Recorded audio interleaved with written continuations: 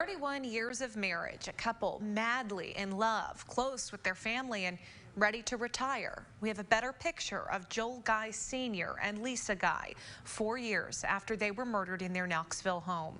The man on the trial for their deaths, their son, Joel Guy Jr., charged with first-degree murder, felony murder, and abuse of a corpse. Guy Jr. listened in court to some of family members, including his half-sisters, describe their relationships with him, or let's say this, lack thereof. 6 on Your Side reporter Madison Keevy is following all of it from the courtroom.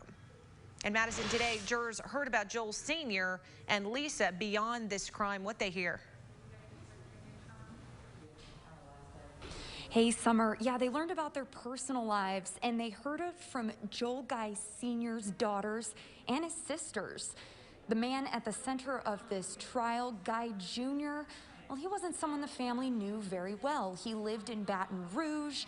He came down for holidays, and that's about where the list ends. Now, this photo on your screen was the last photo that was taken of the family. It's of Joel Sr. and Lisa, pictured in the middle, their son, Guy Jr. The children in this very photo, their grandsons. They're all pictured at their Knoxville house for Thanksgiving 2016. It's the last holiday they would share together. The boys' mother, Michelle, shared details about their family life before the home became a crime scene. Joel Sr. and Lisa were married 31 years. Although Lisa wasn't her birth mother, Michelle says she was the woman that she always wanted to be. She put it simply, I wanted to be the mom that she was.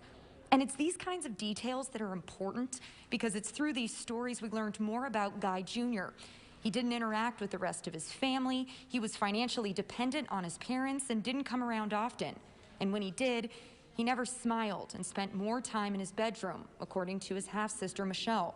So it was odd to her on that Thanksgiving 4 years ago that he was talking to her sons. She testified she wasn't even sure he knew their names.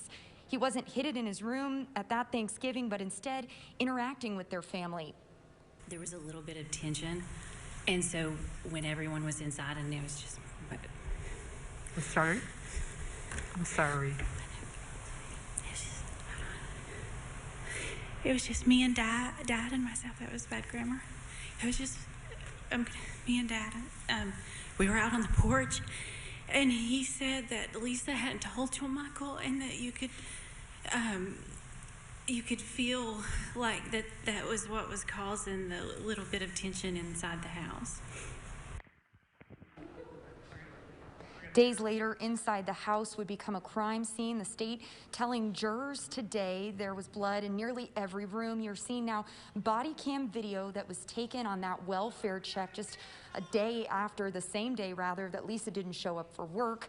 And investigators realized something was wrong. Now, more from that video, from that first perspective of those officers arriving to the house 4 years ago, is coming up tonight at 6. In the meantime, I'm going to head back and listen in to the end of day 1 here at the City County building. I'm Madison Keevy. Summer. All right, Madison, thank you very much.